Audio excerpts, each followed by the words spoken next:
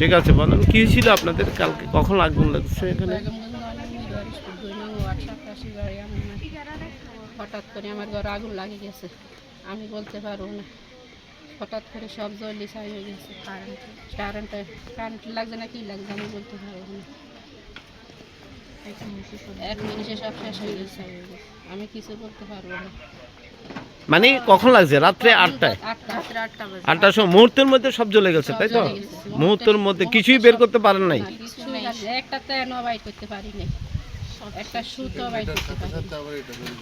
আপনার হাজবেন্ড কি করে? ওর নাম কি? নিজামুদ্দিন। এই বাড়িটার নাম কি? সাপ্রাসি বাড়ি। তাহলে কিছু আপনার কয় ছেলে কয় মেয়ে? ছেলে নাই, 3 মেয়ে। মুহূর্তের মধ্যে সব জ্বলে শেষ। কত রাত? 8টার সময়। সহযোগিতা করে না হাই নয় হাইতার না।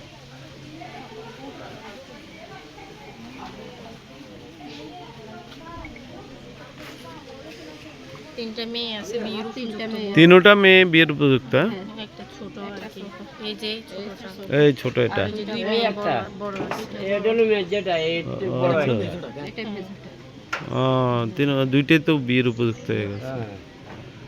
আর ওনার হাজবেন্ডও বাইরে কাজ নাই, আকামা নাই, বেকার বসে আছে। সরকারের চান, সরকারের কাছে চান, সরকারের কাছে চান। সরকার যদি আর কিছু সহযোগিতা করে খাই না, আর আল্লাহ ছাড়া আর কেউ নেই। আমার এই ওনাদের সাহায্য করার মতো কেউ নেই। মাননীয় প্রধানমন্ত্রীর কাছে দৃষ্টি আকর্ষণ করতেছি, উনি যদি ওনাদের দিকে একটু তাকায় এবং আরও যে অন্যান্য প্রবাসী বা এলাকার জনগণ যারা আছে ওনাদের দিকে সাহায্যের হাত বাড়িয়ে দেয়, এছাড়া তো আর ওনাদের কোনো উপায় নেই।